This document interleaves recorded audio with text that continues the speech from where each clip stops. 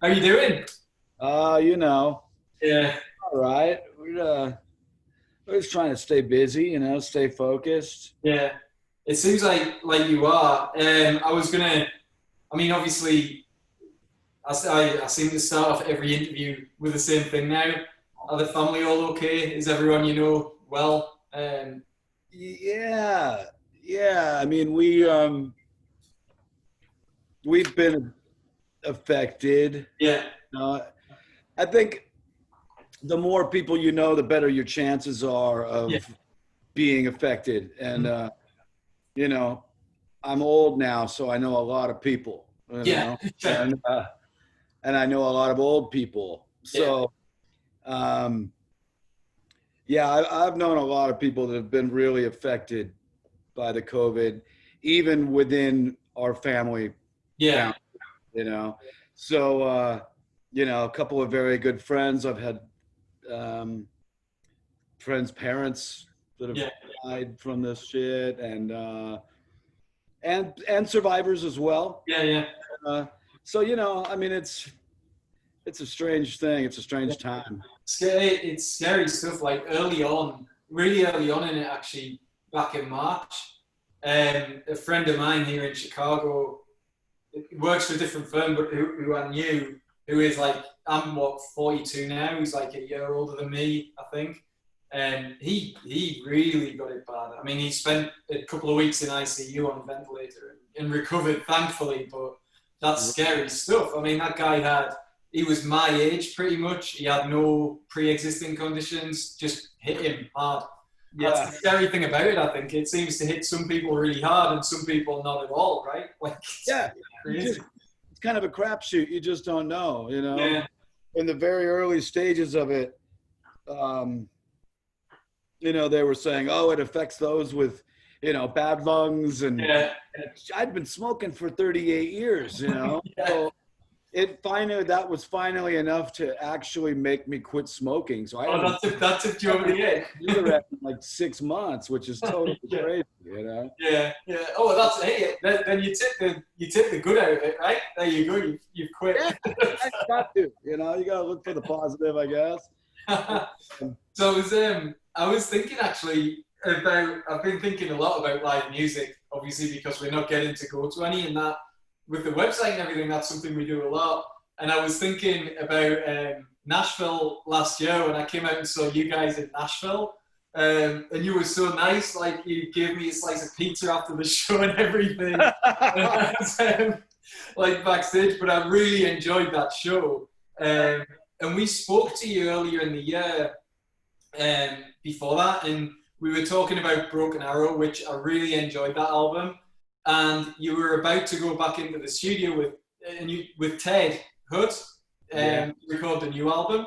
So is yeah. that album all done? That album is not done. That album was we started tracking, Yeah, and then the COVID thing hit, yeah, and it kind of put a kibosh on everything. I was planning on releasing in March, yeah, and I'm somewhat glad that I didn't yeah. now, Yeah, that would be. I mean, just because it's so hard, mm, to. I mean, I have a lot of friends that did release right around that time, and yeah, you've got all your tours planned, and you've got your merchandise, all your merch, yeah, and then you're just sitting on it, hoping that you can sell it online from living room shows, yeah, and it's really a bummer. I know everyone's really itching to get back out and yeah, play, and you know, it's a tough thing yeah, because for a lot of musicians, it's all that they do. You yeah, know what I mean? definitely. For a long time, for me, it's all I did was play music and tour like nine Yeah, months a year. yeah, And so I really understand that the heartache and the fear of, yeah, what are we going to do? What the hell do we do? yeah, We got to get back out and play. And, but, for me, I've been really laying low, and I've had a couple offers to play even small yeah, tattoo shop kind of parties and stuff for good yeah, money. And I yeah, don't want to do it because yeah. you know, I just don't think it's time. No, You know, I I think don't think. it's. I hope. I mean, I hope. Who knows what's going to happen? But hopefully, they do something with this vaccine, right? And then some point next year, things can start going back a little bit to normal. I mean, I don't know if it'll ever be just the same, but I can't. I can't wait to be in a room again watching some live music. I mean, it's the No, same for like the audience as the musicians. I And know. and then in terms of like releasing new music, it's interesting. We've been interviewing a lot of different people, and I spoke to Suzanne Santo, and I love her. she's got a new album pretty much done, right? And she was like, I don't know what to do. I don't know whether to release it or, and she was saying, her herself in those early months, I think she was saying, I've been going back to listen to music that was comforting to me that I already knew. So I wasn't ready to listen to new music, so she held off. And then the other side of it, I heard an interview with there's this songwriter called Joe Pug. I don't know if you know him. And Joe does a sort of online concert every Sunday night, and he had BJ Barnum from American Aquarium on there. And they released their album. He made the decision. He was like, "Oh, we looked at what was going to be released in like April, I think it was, and we were like, we could release it here, and there's going to be nothing against us." And they released their new album, which is an awesome album, Lamentations, and did really well. They got like a good sort of place, but it was. I don't know if there's a right way to do it. I don't know if there's a right answer. I think there's not a right or a wrong way anymore. You No, know, I think nobody really knows. no, It's a total crapshoot, and I've got this new song that I wrote during this whole crazy time, yeah, and it's called John Prine, yeah, and there's a line in the song that says, "There comes a time when we must reinvent the wheel," yeah, and it's time. We yeah. have to do something. It's never going to be exactly the same. No, So we've got to implement all this new stuff, and nobody really knows what's going to work, what's not going to work, yeah, and you just have to try everything. I think people at first were trying I'm going to sit on my couch and play songs, yeah, and I think a lot of us figured out. Well, I didn't do it because um, I just watched a lot of it and thought yeah. this isn't I really. think it's probably well, yeah, it's got like probably a shelf life as well. I think. I Right. mean, it's kind of great, and I've said to a few people, I mean, God, imagine if this was just 10 years ago, right? The technology's so good now. If this had been 10 or 20 years ago, geez, we'd have all been so disconnected. I mean, there'd have been nothing that musicians could do. So at least there was like something open to them, Absolutely. and different people have taken different routes. And I think, doing those living room concerts, I spoke to Joe Pug actually, and he said that was pretty nice. In that he would do them for no more than 5 people. They could pay, and he would do them a private show, and they could pick like 4 or 5 songs, and then he would get to chat to them in between. He was like, it's kind of nice to chat to the fans like that, like one to one. Right. So, I mean, it's something, but I don't know. It's I want some live music on stages again. Yeah, there's nothing like it. There's There's not. nothing like being in that room and just the whole vibe of the energy of everyone around you and Yeah, that big sound and yeah. there's no replacing that. No, there isn't.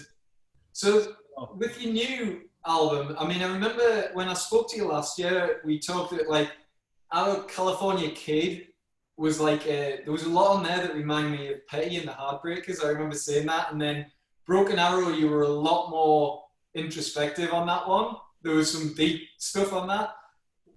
Which way is the new album going? Is it a deep again? Are you getting into it on the there? new stuff. Yeah, the new The new stuff. record. Now the new record is a little more back to the California Kid kind of vibe. Yeah, It's definitely a more rock and roll um, filled yeah, thing, when I did the California Kid, it's funny because I went in to do California Kid and I planned on doing a really intimate, deep record. Yeah. And then once we got in there, I was like, no, this doesn't feel right. And we went the opposite. Then when I went in to do the new record with Ted, Broken Arrow, I think I told you, we had planned on doing a full-on Southern rock, big record. And then Ted was like, no. Let's make a record that speaks, that tells your story. And I was like, okay, all right. And we did. Yeah. And so the new record, I mean, I've just been writing these songs that just are, you know, I've always been big on live energy.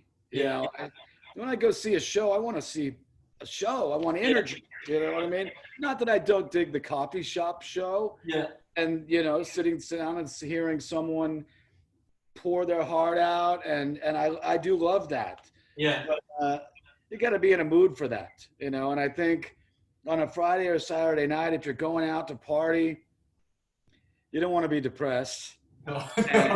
and you know, I mean, unless, of course, you are a fan and you know all the songs, and then it's great. And you're ready for that, and you're all set up to go out and have your heart broken that night, then great, you know? But I think if you're still building something,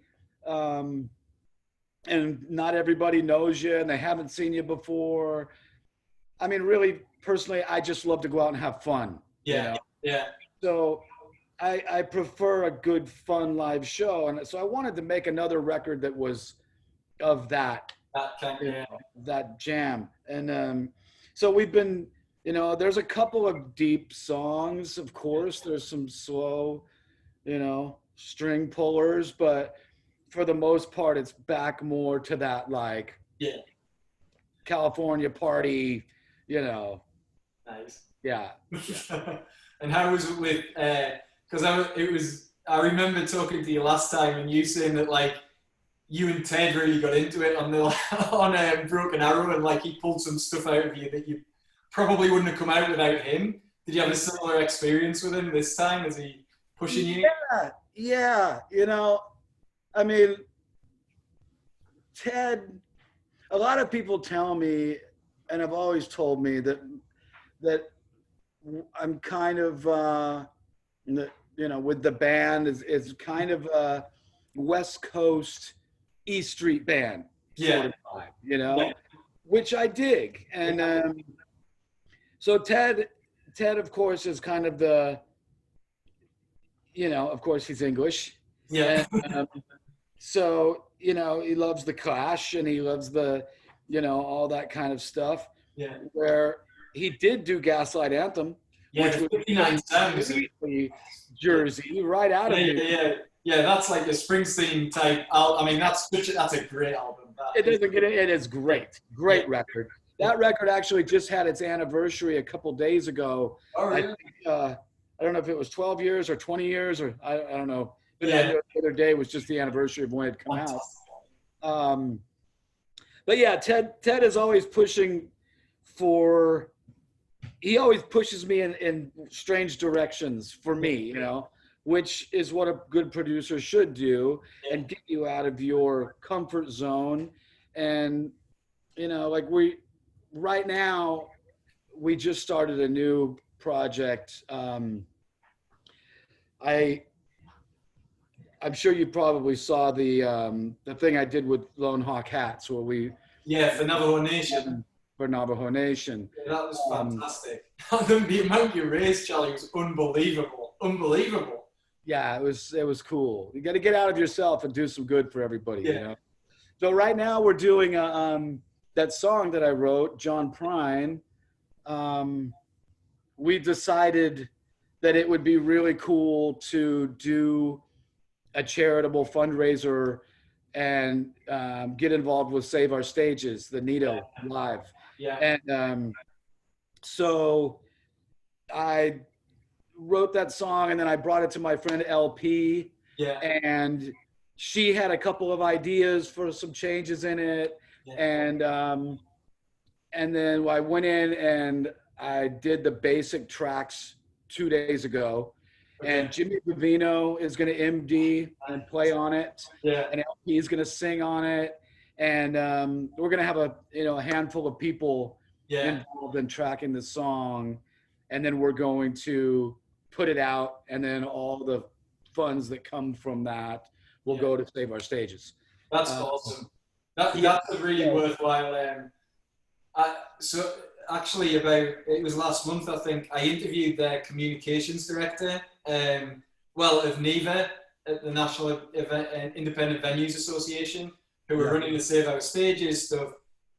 And I did it for the website because the more I started reading, I was like, holy shit, this is like no joke. I mean, the people who've joined me there, the venues who've joined me there, at the time I interviewed her, they'd done a survey of all these venue owners, and they were basically saying over 90% of them were saying, look, without any government support, we're not going to be here anymore. 90%. I mean, and can you imagine that? I mean, and you're talking like iconic venues, you know, the Metro in Chicago, places like that. We can't let those places disappear. I mean, musicians will have nowhere to go, for one thing. I mean, it's crazy. Goosebumps. Yeah. So awful. I mean, it's been such an institution for so long. Yeah. And it's demolishing live music, you know? And there's going to be, I hate to even think about it, you know? I mean, there will be places to play, and rock and roll will prevail, and kids will do, you know, it'll be like the old days of punk rock where you get like the warehouse and you get 5 kegs of beer and you have 3 bands and everybody pays $5 or $10 and it'll be radical, you know, it'll be really cool. Yeah. But the downside is that the Metro, the Troubadour, the iconic venues where the greatest of rock and roll started and has been happening for so long are going to fall. Yeah, because there's no way for them to survive unless something is done to help. Yeah, and they seem to have, I mean, they put a bill in front of, I think they put a bill out, but it doesn't seem to have been approved or gone through yet. So it's like, we've just got to hope that goes through and gives them some funding, because, I mean, it was when I spoke to her, it's all this stuff, and you don't think about it, right? Not only have they got no income coming in, but they all started at a negative because they had to refund all the ticket sales as well. So it was like, holy shit, like, you know, and they've still got their mortgages, they've still got all their staff costs, everything. So, I mean, I really hope they push something through, like federally, to support them. Otherwise, that's going to be really sad if those things go. I mean, and it's really livelihoods, and they're a big part of the communities that they're in. You know, that everybody knows them. It will be terrible. So it's nice. I'm glad you're doing something for that. I've got an idea of something that I would like to do for that, and there's another charity that I'm involved with, which is Musicians on Call, but it's probably a bit of a big idea. I might have to pare it down a bit, but we'll see if it comes off next year. You know what? In this day and age, man, I don't think that you can dream too big. Yeah. I think that everybody wants to help. Everybody wants to do something. A lot of people are sitting around with nothing to do. Yeah. I mean, musicians that have been touring for years, and that's all they've been doing. And what else are we going to do? Nobody knows what to do. I mean, for me personally, I'm so blessed and lucky that I started making hats. Yeah. You know, because I would just be, man, I don't know. I don't know what I would do. I don't know how to do anything else. Yeah, I mean, most musicians, they don't really do anything. There's other art forms. Yeah. But, you know, what are you going to do? Paint pictures? Yes, exactly. I mean, talking to you last time in Sydney, I mean, it's fantastic for you, right? That you've got this whole other business besides being a musician. Because, not a lot of musicians have that option. I'm really, really lucky. Yeah. And I wanted to actually ask you a bit. So the Navajo Nation fundraiser, how did you get involved? How you looped in with Navajo Nation, and how did that come about? The Navajo Nation. The Navajo Nation. Well, you know, through the years, we've got a lot of Native American friends, and And we, you know, at the beginning, it was in March. Yeah. Try to make the story short because it can grow terribly long. The beginning in March, we went on a trip for my lady's birthday. Yeah. And we were gonna go down to New Mexico, and we had our flights, and we were gonna fly down to Santa Fe, and then go to Taos, and then from Taos go to the hot springs, and make this really nice trip. Yeah. And we decided the COVID thing started happening, and we were like, you know what? We better not fly. Let's rent a car and just drive. So we did, and it was fantastic. And we did our whole thing. And we stopped in Truchas and saw my buddy Raul Trujillo, who is Native American, and he is an actor. And half the year, he rents out our back house when he's here filming. He's on that show Mayans. Oh yeah, yeah. FX, yeah. He's on that show. And way back, he was the terrifying character in Apocalypto. Oh, was he the totally the crazy scary dude that takes the spike at the end? Yeah.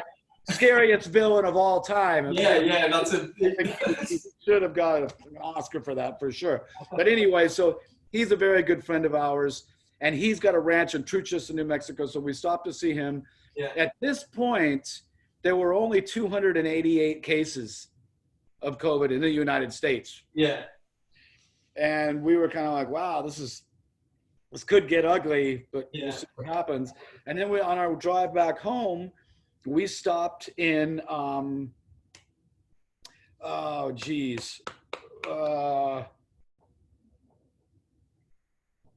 I can't remember. It's a little town. It's a little town on the way back into California. And they used to film all the old Westerns there. Yeah. There's a really old hotel. And we decided, okay, let's stop and stay at this hotel. So it was really cool. And we, it's very haunted and weird, kooky. And it was awesome. And then we got home. We started watching the news. This is 2 days later, maybe 3 days at the most. Yeah. And they had turned that hotel into a makeshift care center, hospital treatment place for COVID for Navajo Nation. Okay. For Indians on the reservation. Yeah. Because they don't have hospitals and they barely have running water, Yeah. And so it's like, wow, that's so crazy. We were just there in that hotel, and we just, I don't know, we just kind of said, you know what, let's do something. Maybe we could raise, 10 grand or like 20 grand would be amazing, Yeah. And I called Raul, my buddy, and I said, hey, we were going to do a little fundraiser through Lone Hawk. Yeah. And raise some money for Navajo Nation because it's getting really ugly down there. And he was like, oh, that's great. You should hook up with my friend Dr. Michelle Tom. Yeah. Her and Dr.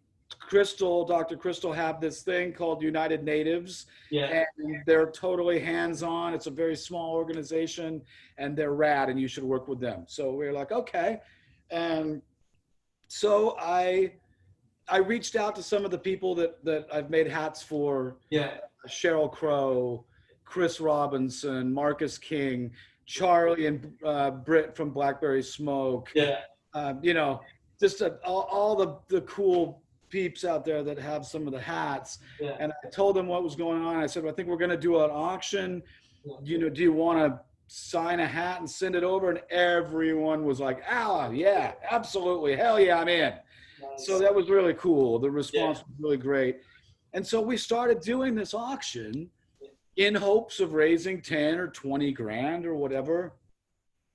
We raised over 100 grand. It's crazy. It was so crazy. Yeah. And the response, and everyone was so amazing. And the fans and the donors and it became a real family, cool thing, Yeah.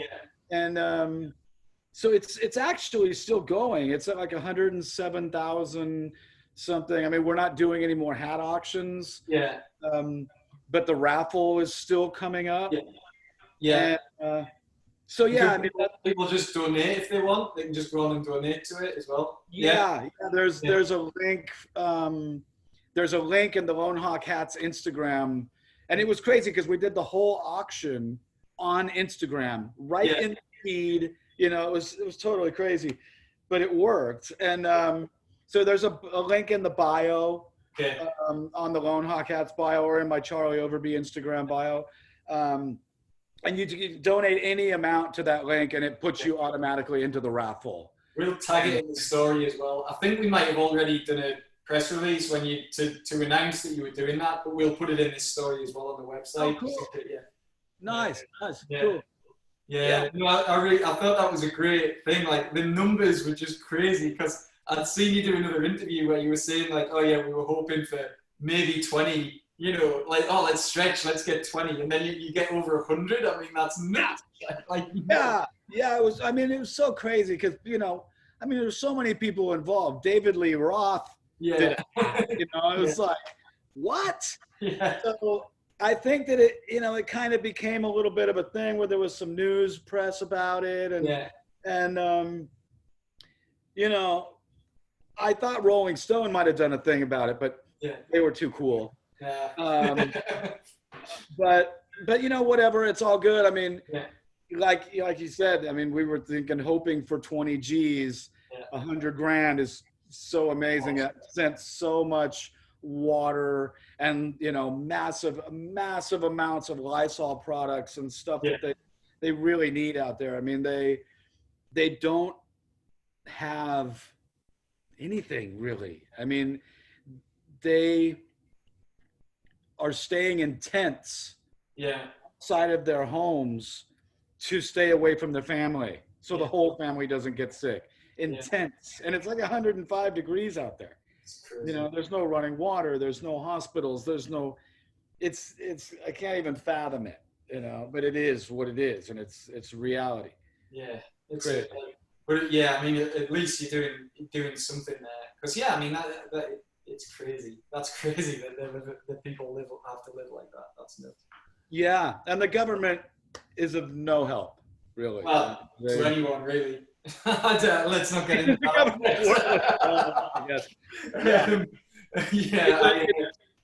Let's not get started on that whole thing. That's a whole nother interview. God, I could go for the next 2 hours on that, but it wouldn't make good listening. It's a real mess. It's a real mess we've gotten ourselves into. It really is. Let's just hope we pull ourselves out. I mean, hey, it's no better back in the UK. It's like the day of the dumb, I call it. Like that's what it feels like to me at the minute in the US and the UK. I'm like, wow, this is some of this I wouldn't. If someone wrote a comedy about it, like a satire, I wouldn't believe. I'd be like, yeah, that would never happen in real life. Every day something like that happens. I'm like, right? He really said that, or that really happened. That's true. Yeah. And now it's just like doesn't even shock you anymore. It's crazy. Yeah. And the whole, it's just so much corruption and from the thing of like, oh, we're just going to dismantle the postal service. Yeah, act like it's just a normal thing. We'll even admit it. We'll just admit it and say, we are dismantling it. There's nothing you can do, and it's just like Russia. He's like using Russian politics. Yeah. And to the point of like where we've normalized that it's okay. Yeah. That we've lost 170,000 people. Yeah, absolutely. That's the thing. It's like, and I'm still like, well, hang on, didn't they say to get it under control, you've got to make sure that you have like testing and tracing, like all these other countries that have controlled it. Where's that gone? Like they've done nothing about that. They just make excuses for everything. But it is. I guess like it's. Yeah, it's crazy. It's crazy. I mean, I never really paid attention to politics, to be honest with you, most of my life.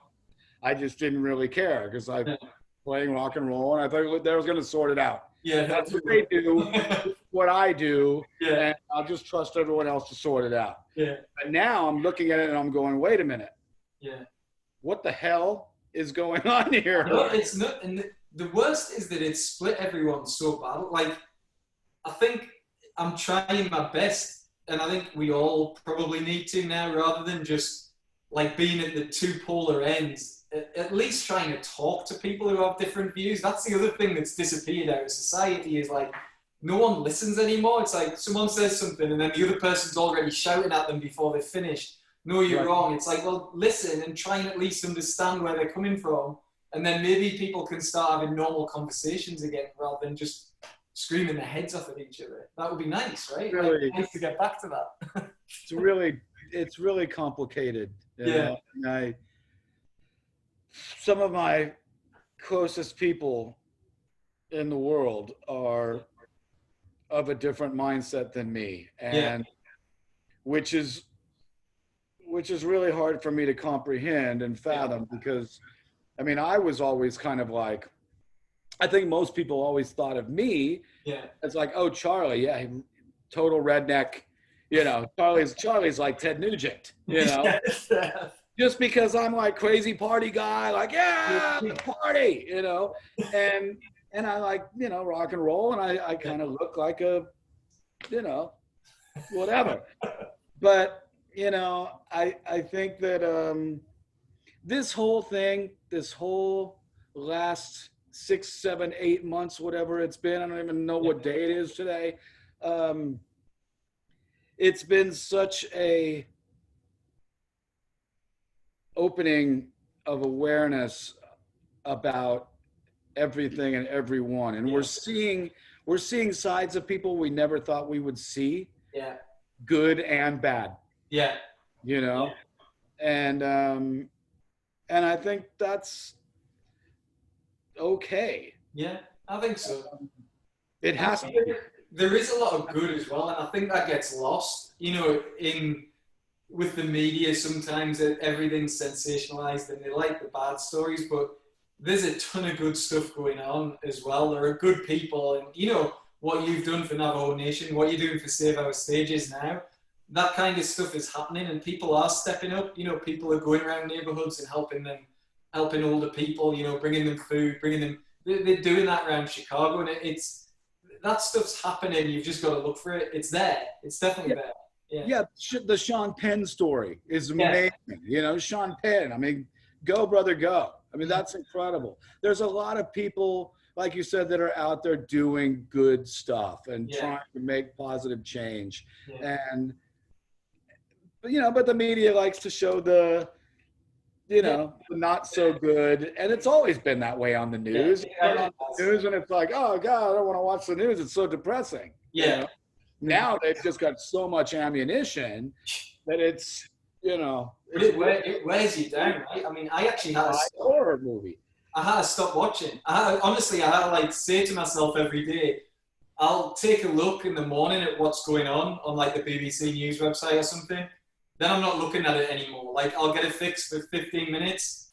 Okay, I know what's going on now. I'm not watching those rolling 24-hour stations with like all the horrible stuff, because it was like, it was just depressed. I mean, it was putting me in a proper depression. But yeah,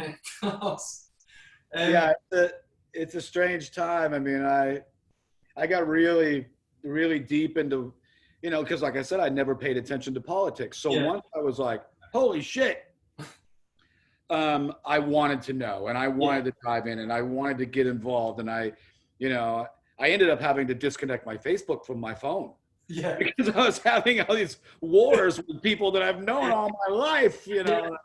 And it's not positive, you know. No, it's not. And no one ever changes their opinion either when you get into those kind of things. So that was the other thing. I just stopped. Like, I was like, I don't know. And then I get the people that are like, Charlie, you know, you're a musician, not a politician. Keep playing music. Write some more songs. And I get it. It's cool. But at the same time, I think there's got to be a time and a place for everything. And right now is not time. I mean, it's a good time to write songs. If you can write something that, I mean, most of the people I've talked to, you know, I'm like, you writing anything? No. What are we going to write about? You know what I mean? You can't really write a love song right now. And you don't want to write a song that's blatantly about COVID-19. You know what I mean? It's so trite seeming. And it's, you know, so I think there is a lot of, I know I did hear yesterday somebody said, "Oh, I've written some of the best material I've ever written in this last Really? months," and I'm really interested to hear that Yeah, because yeah. you know what I mean. What do you? I mean, I guess it's going to be a positive, you Yeah. know, about positivity and love Yeah. and doing good. I mean, that's all really it could be about. Yeah. Um, But it which is must be hard. fine. I mean, writing in these times, yeah, it must be really hard. I mean, you're locked away, you know, there's no experience going on around you like there would normally be. You might be on the road or you might be at least able to get out of the house a little bit. I mean, you're Yeah, just in with your thoughts. Like, yeah, there's yeah, nothing going on. I mean, you know, I've gotten pretty educated on, you know, Navajo Nation, so I could write yeah, a song about the reservation, maybe. yeah, But but really, do yeah, they want anybody want to hear that? When I know the Navajo Nation doesn't want to hear me talking about yeah, their thing, which I don't really know about because yeah, I haven't really lived that. And I like to write about stuff that I know about that I've lived, you know. Um, so I I guess, don't know. yeah, It's a crazy time. coming back around to it then, and I guess to finish off with the new album, how how far is it along? Have you tracked most of it, or is it? You know, I don't know. I I go back and I listen to some stuff and I'm kind of like, I'm not really sure. Yeah, I'm kind of staying focused right now on just doing this John Prine single yeah, project and the rest of the record. I'm kind of letting the universe yeah, decide. You know, I don't want to yeah, push it. Um, there's a lot of songs, yeah, and I'm trying to still figure out. You know, I had a concept. It was going to be a concept record where yeah, it was called Saturday Nights and Sunday Mornings, yeah, and side A was Saturday Nights, and that was the, you know, 5 songs of up party, you yeah, know, fun, and then the side B was the Sunday Mornings, was like the hangover side. yeah, It was mostly more acoustic and upright bass and, yeah, you know, a violin where it just sounded like 4 people sitting around in a room, you know, yeah, yeah, totally cool. yeah, So I think that I want to stick with that concept and still do that. The mellow songs are basically done and are great. And I don't know. I just kind of, everything's different. yeah, Everything has changed. And yeah, I don't know. And it feels like an okay place to be. Like yeah, for once in my life, I don't think that I know everything. yeah, yeah. I think it's good. And then, I mean, you can still you're still in the position then that if anything else comes in, you know, to you I guess you've still got that option to throw new stuff on there before you release the album. If anything, you know, given Yeah. the times we're living in, if anything does actually come in, maybe that makes its way on there. You know? Right. I mean, I think what we've been talking about doing is releasing singles. Yeah, And because in this day and age, I mean, it's a single world, you know, yeah, and nobody has time to really sit down and listen to a whole record unless you're driving across yeah, the country, which is cool. And then you put on a record and you're like, yeah, cool, as long as the record's good. yeah, But I yeah. mean, let's face it, a lot of people are putting out records that have a couple of good songs and the rest of it's fluff, Exactly. you know. You've got to go back. Like I caught the vinyl bug over here, that like all the records there.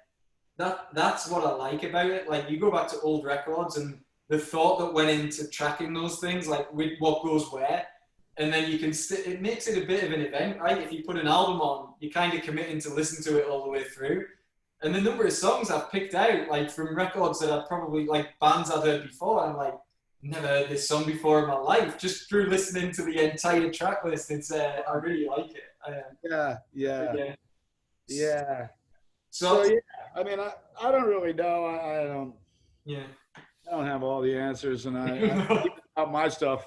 You know, I'm just kind of letting it take its own shape, if Excellent. you will. You know.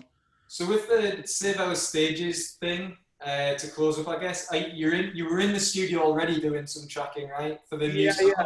what we're What's that doing looking is like? it's kind of the thing of the times. They tell Yeah, me you go in and or most people do it at home. Yeah. I don't happen to have all the home recording gear and stuff that, I'm not savvy with all that, but you do the basic track. I went into the studio with Ted. Yeah. We went into Palomino where I actually did Broken Arrow. Yeah. And with Jason Soda, and we with our masks on, and Yeah. crazy. Yeah. And we did the acoustic guitar and the lead vocal. Yeah. And then what you do is you take that and you send that out with the click track on the 2-inch or the 2-track, and you send it around to everyone, and everybody has their home setups, and they lay their parts on it. Then they send it back. LP is going to actually go into the studio with us this week and do her vocals down at Palomino. But like, I'm not really exactly sure who's playing everything on it, but we're shooting to have some really great names. Yeah. And, but yeah, I mean, then everyone will send their tracks back over, and Ted will sit by himself and put it all together and mix it all out, and it's magic. I'm excited to hear it. Well, if you've already got LP and Jimmy on it, I mean, Jimmy is just a beautiful guitarist. Oh God, he's a beast. Yeah. It doesn't really get much better than Jimmy Vivino, I'm really looking forward to hearing it. Well, thanks, Charlie, for taking the time. Really appreciate it. It's always a pleasure speaking with you. Thanks for having me. It's nice to see you again. Yeah, you too. And hopefully, next year, if you're back on the road, I'll make sure that if you come through the Midwest, we'll be there. I love it. Yeah. Okay. Okay, man. We'll put this up on the site in the next couple of days, and we'll put in the links to the Navajo Nation stuff, and we'll mention obviously the single and everything that's coming up. All right. Okay. Thank you, brother. Thanks, man. Have a good Sunday. See you later. Bye.